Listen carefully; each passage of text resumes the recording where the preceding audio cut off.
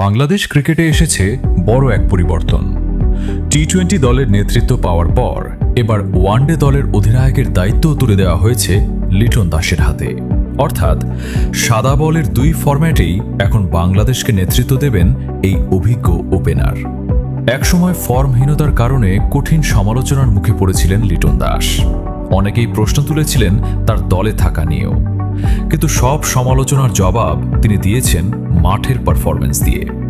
ধৈর্য, পরিশ্রম এবং লড়াকু মানসিকতার কারণেই আজ তিনি দেশের অন্যতম বড় দায়িত্বের অধিকারী।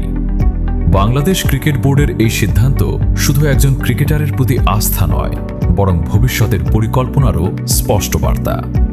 লিটনের ক্রিকেটীয় মেধা, শান্ত স্বভাব এবং চাপের মুহূর্তে সঠিক সিদ্ধান্ত নেওয়ার ক্ষমতার উপর বিশ্বাস রেখেই তাকে সাদা বলের দুই ফরম্যাটের নেতৃত্ব দেওয়া হয়েছে।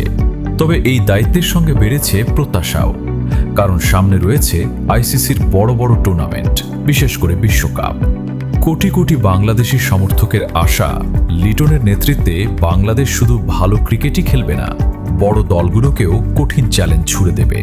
অধিনায়ক হিসেবে এখন লিটনের সবচেয়ে বড় পরীক্ষা হবে দলকে ঐক্যবদ্ধ রাখা, তরুণ ও অভিজ্ঞদের সঠিকভাবে ব্যবহার করা এবং গুরুত্বপূর্ণ ম্যাচে সাহসী সিদ্ধান্ত নেওয়া। ব্যাট হাতে যেমন তিনি দলের ভরসা, তেমনি নেতৃত্বেও তিনি হতে পারেন বাংলাদেশের নতুন অনুপ্রেরণা। এখন পুরো দেশের চোখ লিটন দাসের দিকে। নতুন অধিনায়ক হিসেবে তিনি কি বাংলাদেশকে বিশ্বকাপের মঞ্চে স্মরণীয় সাফল্য এনে দিতে পারবেন?